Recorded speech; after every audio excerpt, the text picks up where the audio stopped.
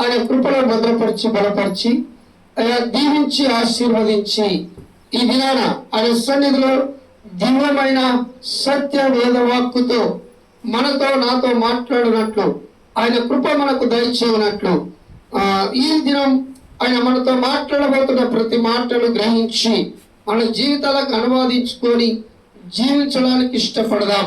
హల్లెలూయా. దేవునికి మహిమ కలుగును గాక. లూకాసు సువార్త 5వ అధ్యాయం 27, 28, 29, 30, 31, 32 వాక్యాల వరకు కొన్ని మాటలు నేను చదువుతాను, శ్రద్ధగా విందాం. అటు పిమ్మట ఆయన బయలుదేరి లేవి అను ఒక సుంకపు మెట్టు వద్ద కూర్చుని ఉండుట చూచి నన్ను వెంబడింపుమని అతనితో చెప్పగా అతడు సమస్తమును విడిచిపెట్టి లేచి ఆయనను వెంబడించాను. ఆ లేవి తన ఇంట ఆయనకు గొప్ప విందు చేశాను. సుంకరులను ఇతరులు అనేకులు వారితో కూడా భోజనములకు కూర్చుండని. పరిసయ్యులు వారి శాస్త్రులను ఇది చూచి సుంకరులతోను పాపులతోను మీరేలా తిని త్రాగుచున్నారని ఆయన శిష్యుల మీద సనిగిరి. అందుకు యేసు, రోగులకే గాని ఆరోగ్యం గల వారికి వైద్యుడక్కర్లేదు, మారు మనసు పొందుటకై నేను పాపులను పిలువవచ్చి తిని గాని నీతిమంతుల పిలువ రాలేనని వారితో చెప్పాను. దేవునికి మహిమ కలుగునుగాక. ఈ చక్కటి వాక్య భాగాన్ని కొంచెం లోతుగా ధ్యానం చేసుకుందాం. యేసుక్రీస్తు ప్రభుల వారు ఆ ప్రాంతానికి వచ్చినప్పుడు లేదా పల్లెకు లేదా పట్టణానికి వచ్చినప్పుడు ఆ సందర్భంలో ఒక వ్యక్తి మత్తయి అనే లేవి ఆ దర్వాజ పక్కన అరుగు మీద కూర్చుండవచ్చు. ఆ కూర్చున్నటువంటి వ్యక్తిని చూసి యేసుక్రీస్తు ప్రభుల వారు నన్ను వెంబడించుమని చెప్పాడు.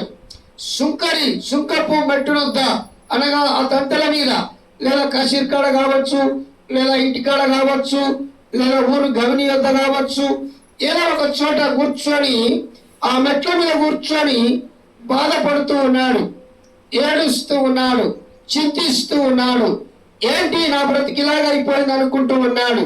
నేను ఎలా బ్రతకాలి అని అనుకుంటూ ఉన్నాడు. నేను ఎలా జీవించాలి అనేటువంటి ఆలోచన కలిగి ఉన్నాడు.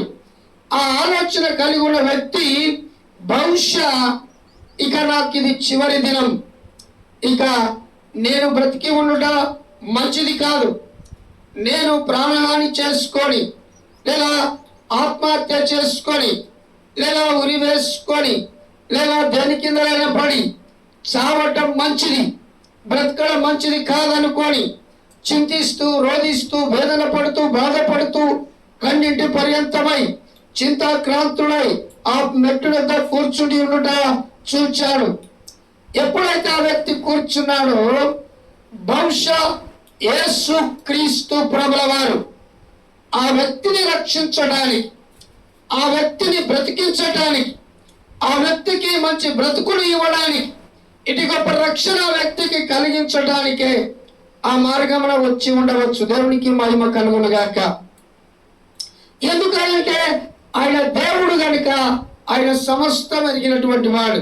ఎక్కడ ఏం జరుగుతుంది, ఎక్కడ ఏం మాట్లాడుతున్నారు, ఎక్కడ ఏం ఆలోచిస్తున్నారు, ఎక్కడ ఏమి పనిచేస్తున్నారు, ఎలాంటి ఆలోచన పని కలిగి ఉన్నారు, ఎలాంటి ఉద్దేశం కలిగి ఉన్నారు, ఎలాంటి ప్రభావం కలిగి ఉన్నారు, ఎలాంటి లోతైన ఆలోచన కలిగి ఉన్నారు, ఇవన్నీ కూడా దేవునికి తెలుసు.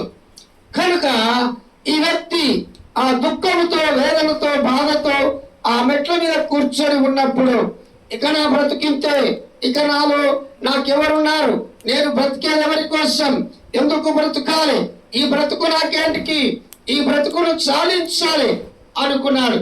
ఎందుకని తాను చేసిన పాపము తనను పట్టుకొని పీడిస్తూ ఉన్నది. దేవునికి మహిమ కలుగునుగాక.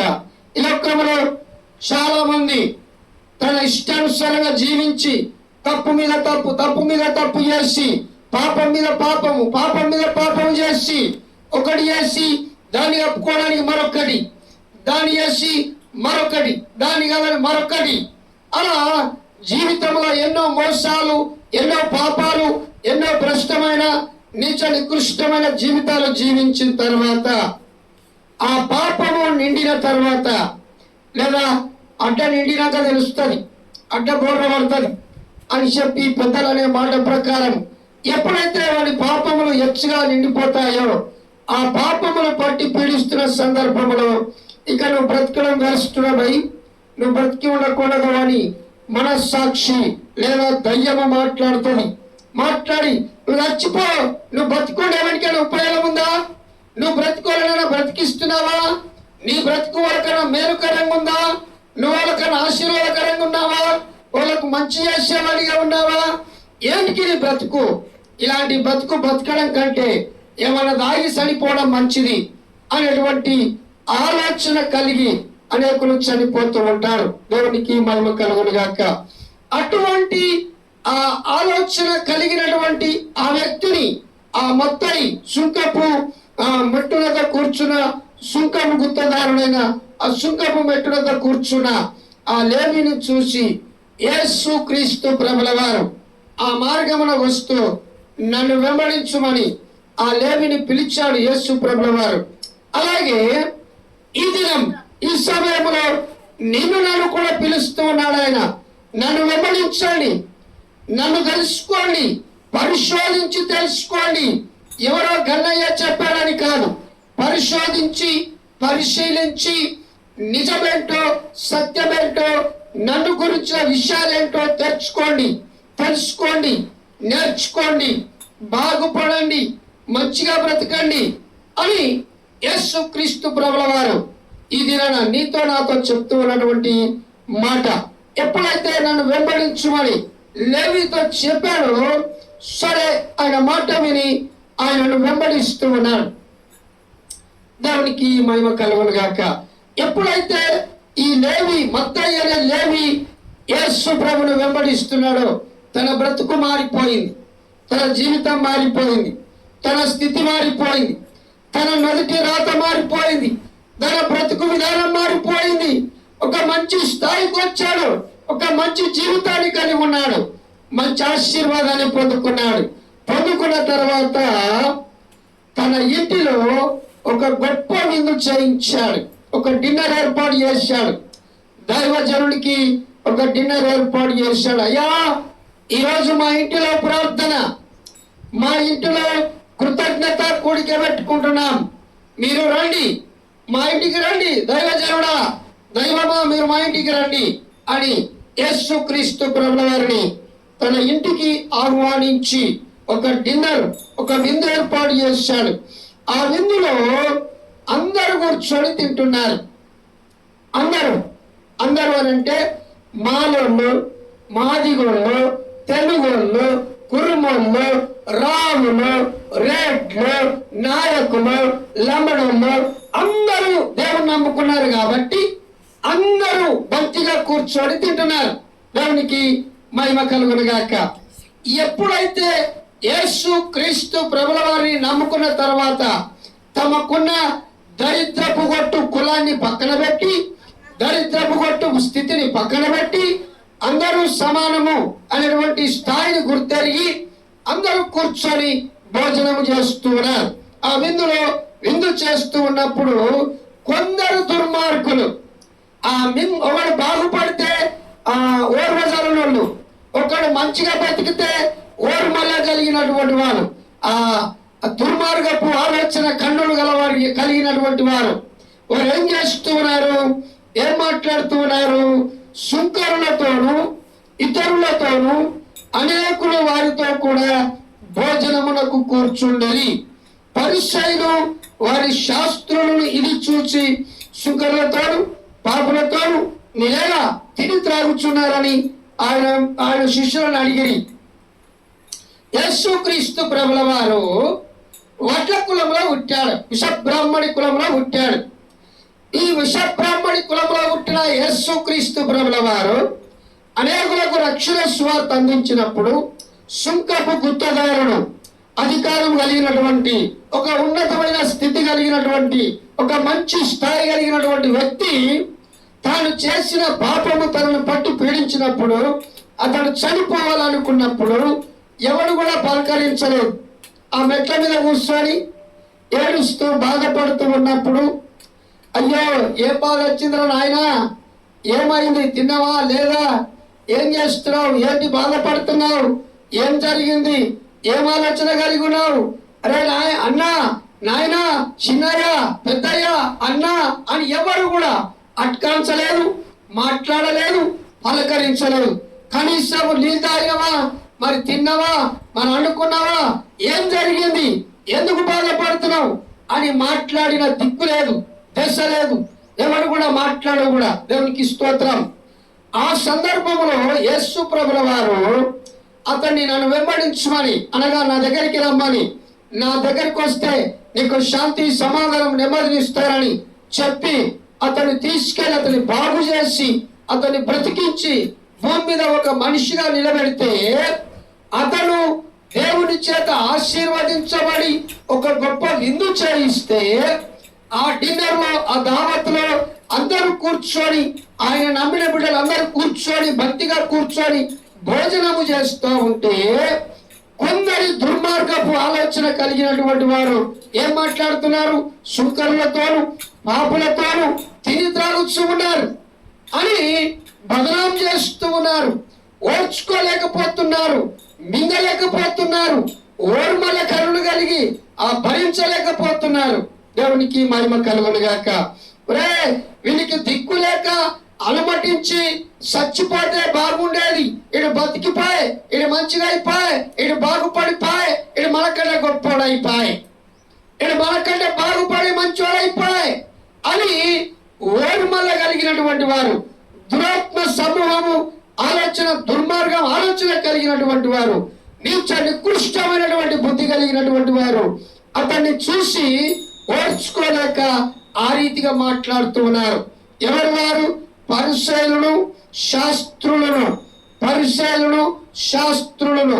పరిసయ్యులనగా ఏదో మంచిగా బతికినటువంటి వారు, శాస్త్రులనగా సకల వేద గ్రంథాలు చదివినటువంటి వారు, ఈ లోకానుసారంగా బ్రాహ్మణ పొంగవులనవచ్చు.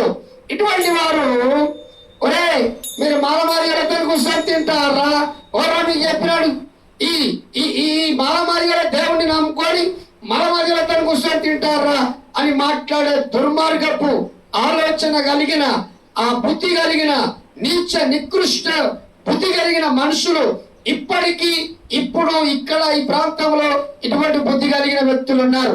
దేవునికి మహిమ కలుగును గాక. ఆయన మానవాదిగల దేవుడు కాదు, ఆయన ప్రపంచానికి దేవుడు, ఆయన సృష్టికర్త, సమస్తానికి దేవుడు. కులానికి వస్తే ఆయన విశ్వ బ్రాహ్మణి కులములో పుట్టాడు, వడ్ల కులములో పుట్టాడు. ఆయన దేవునికి మహిమ కలుగును గాక. ఆయన సామాన్యమైనటువంటి వాడు కాదు. ఈ సుంకపు ముత్తగారులైనటువంటి సుంకపు మెట్టు మీద కూర్చున్న ఈ లేవి అనే ఒక వ్యక్తి, మత్తయిన లేవి, అతను చనిపోవాలనుకున్నప్పుడు ఎవడు కూడా బ్రతికించడానికి రాలేదు. అరే నీకు 10,000 ఇస్తాం, నువ్వు మంచిగా బ్రతుకురా అన్నారు. అరే నీకు బాధ వచ్చింది, 1,000 రూపాయలు ఇస్తాం, దావకల్లా చూపెట్టుకో అన్నారు. నువ్వు బాగుపడురా అని చెప్పరు. నువ్వు బతికి బట్టగట్టి బాగుపడి మంచిగా బతికితే అరే గల్లకు పోతున్నావు, నువ్వు అలా దిగినావు, అలా బాయిలో దిగినవా, షెల్ర దిగినవా అని మాట్లాడతారు. దుర్మార్గులు, నీచ నికృష్టులు. దేవునికి మహిమ కలుగును గాక. ఎందుకని ఆ వ్యక్తి బాగుపడితే ఒప్పుకోరు, ఆ వ్యక్తి మంచిగా బతికితే ఒప్పుకోరు. మళ్ళా వాడిని వెనుకకు పిలిచి వాడిని చెడగొడతారు. అరే ఒక్క పెగ్గేసుకొని ఏం కాదు, దేవుడు చూస్తాడా, దేవుడు చూస్తాడా, ఇక పోతున్నావు బైబిల్ పట్టుకొని చర్చికి, ఇక నన్ను చూడు అంట. ఏం పోతావు, ఈ వారం కాకపోతే మళ్ళా వారం బతుకుతి అని చెప్పి వాడి లోకంలో చెడగొట్టి, వాడి భక్తిని చెడగొట్టి, వాడి గుణం చెడగొట్టి, వాడి పద్ధతులు చెడగొట్టి, వాడి అలవాట్లు చెడగొట్టి, వాడి బ్రతుకులు చెడగొట్టి నిత్య నాశనానికి తీసుకెళ్ళడానికి ఇష్టపడతారు. దేవునికి మహిమ కలుగును గాక. మరి వాడు చచ్చిపోవాలనుకున్నప్పుడు ఎవడు పలకరించలే, వాడికి తిండి లేనప్పుడు ఎవడు గుప్పలు మెతుకులు పెట్టలే, వాడు ధూపంతో అలమటిస్తున్నప్పుడు ఎవడు గిలాస నీళ్ళు ఇయ్యలే. దేవునికి మహిమ కలుగును గాక. వాడు బాధతో ఏడుస్తున్నప్పుడు వాడిని భుజము తట్టి మేమున్నామురా భయపడకు అన్నటువంటి ఎవడు లేడు. కానీ ఆయన దేవుడు దర్శించి వాడిని మనిషిగా మార్చి, వానికి ధైర్యమునిచ్చి, ఒక స్థాయినిచ్చి, ఒక జీవితాన్నిచ్చి, ఒక బ్రతుకునిచ్చి మంచిగా బ్రతుకుమని దేవుడు చెప్పి దేవుని వెంబడించి ఆడు బాగుపడిన తర్వాత ఆ ఇంట్లో కుటుంబంలో ప్రార్థన పెట్టుకుంటే ఇదేం లొల్లిరావు, ఇదేం భజనలు, ఇదొకటి ఎత్తుకొచ్చినారు, ఇదొకటి పెడుతున్నారు, ఇదే మరి బంజారి, ఈ లొల్లి బంజారి, ఈ భజన బంజారి అంటారు. ఎందుకని? వాడు బాగుపడ్డాడు, వీడు ఎవరువాడు, వాడు మంచిగా బతికితే వీడు ఎవరువాడు, వాడు మంచిగా జీవిస్తే వీడు ఎవరువాడు, వాడు ఇంట్లో మంచిగా ఆ బిర్యానీ తెచ్చుకొని తింటే ఎవరువారు. ఎప్పుడు తొక్కు పచ్చి పులుసు గట్క తింటేనే వీడికి మంచిది. దేవునికి మహిమ కలుగును గాక. వాడిని అడుక్కున్నట్లుగా వీడు ఉండాలి, వాడికి ఇచ్చేటట్లుగా వీడు బతకకూడదు. ఒకరికి ఇచ్చేటట్టుగా ఆ స్థాయికి ఆ గొప్పగా ఎదగడానికి ఉన్నతమైనటువంటి స్థితిలో జీవించడానికి వీడు ఒప్పుకోడు, పక్కింటోడు. ఎందుకని? ఓర్మలతనం. దేవునికి మహిమ కలుగును గాక. వీడు మంచిగా బాగుపడి మంచిగా కష్టం చేసుకొని దేవుని మాట విని ఆ దుర్మార్గం ఆలోచనలు తీసేసి ఆ తాగుడు పని చేసి బతుకు మార్చుకొని గుణం మార్చుకొని బాగుపడి ఆ ఇంట్లో ప్రార్థన పెట్టుకుంటే ప్రార్థన కూడా ఓర్వరు. దేవునికి మహిమ కలుగును గాక. అదే మాట ఇక్కడ జరుగుతూ ఉన్నది. వాళ్ళు అంటూ ఉన్నారు, పరిసయ్యులను వారి శాస్త్రులను ఇది చూచి ఏది చూచారు? ఆ లేవి గొప్ప విందు చేశాడు, వారందరూ కూర్చొని భోజనం చేస్తున్నారు.